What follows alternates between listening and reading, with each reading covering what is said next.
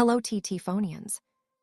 In this video, we'll walk you through the step-by-step process to insert your SIM card and get started with your TT190 phone. First, remove the back cover of your phone. The TT190 uses a standard-sized SIM card.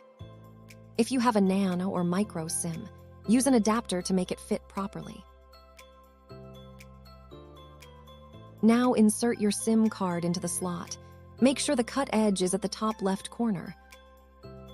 Slide it down gently. Next, insert the battery. Make sure the metal connectors are aligned correctly.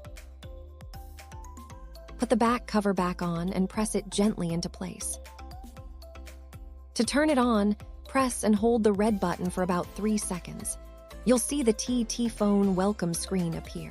And that's it. Your TT190 is now ready to use.